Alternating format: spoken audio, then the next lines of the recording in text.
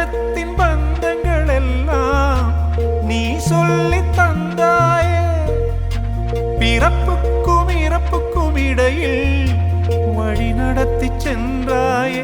உனக்கே ஓர் தொட்டில் கட்டி நானே தாயாய் மாறிட வேண்டும். ஆராரிராரோ நான் இங்கே பாட, தாயே நீ கண்ணுறங்கு, என்னோட மடி சாய்ந்து